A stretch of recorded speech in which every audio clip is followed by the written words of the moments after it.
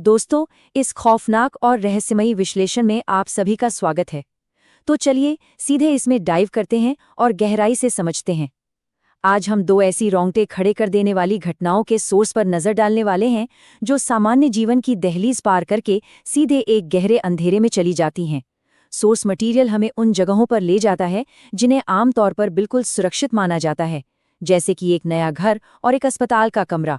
और दोस्तों, ये दिखाता है कि कैसे ये आम सी जगहें बिना किसी चेतावनी के खौफ का सबसे बड़ा केंद्र बन सकती हैं।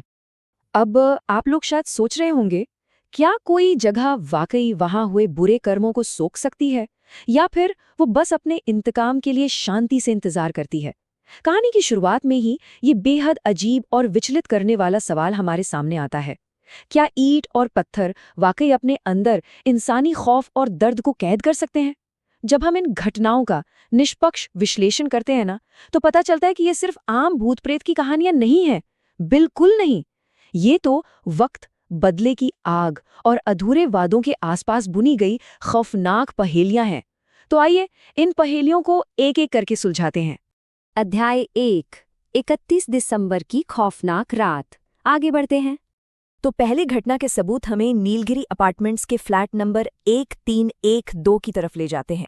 होता यह है कि 31 दिसंबर की एक तूफानी रात को भारी और नम हवा के बीच जब आरुषि अपने नए घर में कदम रखती है, तो बिल्डिंग के गेट पर ही उसकी एक बेहद बेचैन करने वाली मुलाकात होती है। उसका सामना होता है वॉचमैन रामू काका से, और सोर्स में बड़ा स्पष्ट लिखा है दोस्तों कि उसकी आंखें एकदम सफेद और बेजान थीं, जैसे उनमें जिंदगी की कोई चमक ही न हो। उसके चेहरे पर एक अजीब सी डरावनी मुस्कान थी, और वो चाबियां देते हुए एक बहुत ही भयानक सी चेतावनी देता है। आज की रात ना बहुत भारी है। रात के ठीक 11:30 बजे फ्लैट का सन्नाटा एक लैंडलाइन फोन की तेज घंटी से टूटता है। अब इस घटना की सबसे चौंका देने वाली बात पता है क्या है? आरुषि ने उस घर में कोई लैंडलाइन कनेक्शन लगवाया ही नहीं था।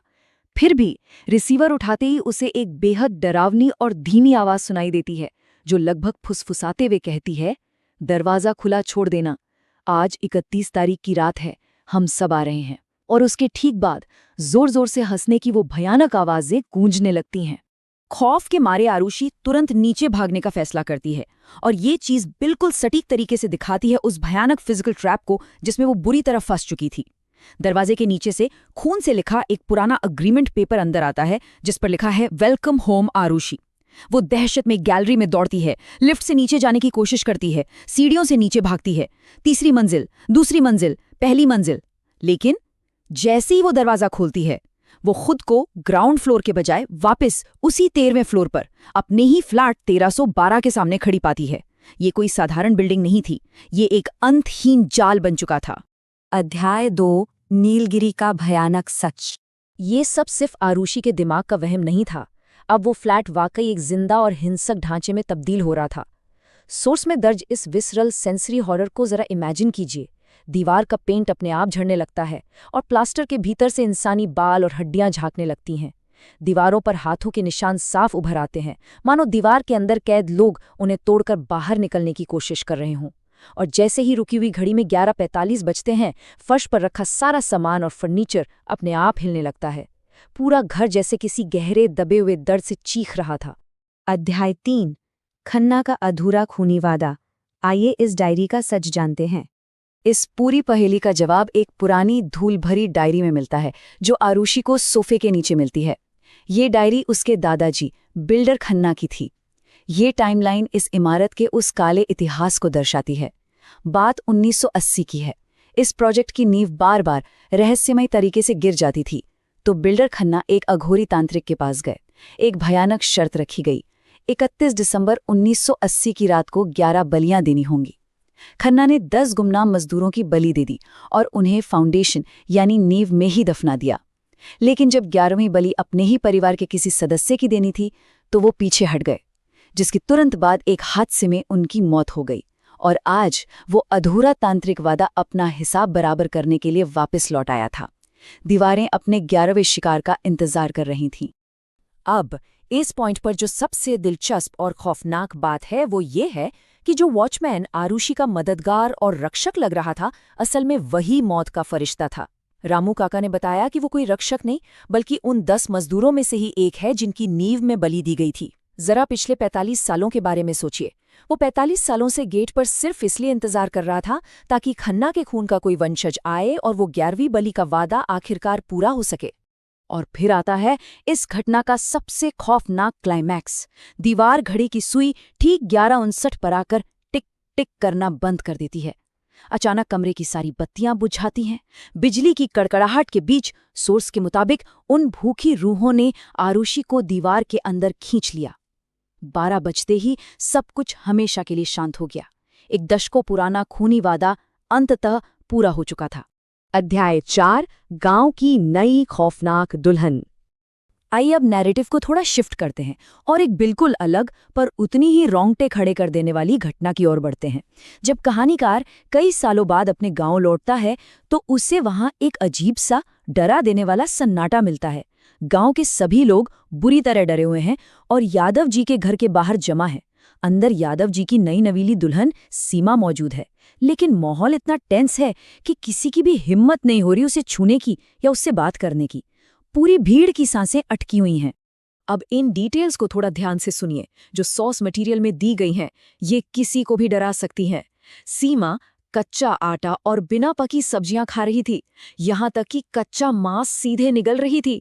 और सबसे डरावनी बात, उसकी आंखें अब इंसानी आंखें नहीं रही थीं। उनकी जगह बस गहरे काले खोखले गड्ढे बन गए थे। ये पोजीशन का जो लेवल है वो सच में डरावना है। अध्याय 5 अस्पताल के बिस्तर का रहस्य। इस अकल्पनीय स्थिति को रोकने के लिए एक झुर्रियों वाले बूढ़े तांत्रिक को बुलाया जाता है। और दोस्तों, जैसे ही वो तांत्रिक अपनी विधि शुरू करता है ना, हवा में अचानक जलते हुए मांस की एक सड़ी हुई बदबू फैल जाती है, एकदम बर्दाश्त के बाहर। आग का एक घेरा बनाया जाता है जिसके अंदर बंधी हुई सीमा का शरीर बुरी तरह छिटपटाने और चीखने लगता है। और फिर आखिरकार वो एंटिटी अपनी असली पहचान बताती है, रमा नाम की एक आत्मा। तो सबसे अहम बात यहाँ पर यह है कि रमा की आत्मा आखिर सीमा के शरीर में आई कैसे। सोर्स इस डार्क फिनोमिनन को द हॉस्पिटल बेड ट्रांसफर के रूप से समझाता है। होता क्या है, अस्पताल के जिस एग्जैक्ट बिस्तर पर रमा की मौत हुई थी, ठीक उसी बिस्तर पर मौत के तुरंत बाद सीमा को इलाज के लिए लिटा दिया गया था। रमा की आत्मा अपनी अधूरी ख्वाहिशों के साथ वही इंतजार कर रही थी और उसने बिना वक्त गवाए सीमा के कमजोर शरीर को अपना निशाना बना लिया। अध्याय 6 क्या रूह सच में गए? अब आते हैं इसके रेजोल्यूशन पर। गांव वाले आखिरकार रमा की मां को ढूंढ निकालते हैं। रमा की मां वहां आती है और उस आत्मा से कहती है कि वो अब इस दुनिया का हिस्सा नहीं है। वो उससे एक आखिरी श्राद्ध यानी अंतिम संस्कार का पक्का वादा करती है। और जानते हैं इसका नतीजा क्या होता है? ये सुनते ही आत्मा एक गहरी सांस के साथ सीमा का शरीर छोड़ देती है। सीमा बेहोश होकर गिरती है और जब उसकी आंखें खुलती हैं तो उसकी वो नॉर्मल आंखें वापस आ चुकी होती हैं। गाँव में फिर से शांति छा जाती है। सब कुछ ठीक हो गया लगता है ना? लेकिन यहाँ एक आखिरी सवाल बचा है जो सच में रूह कंपा देता है।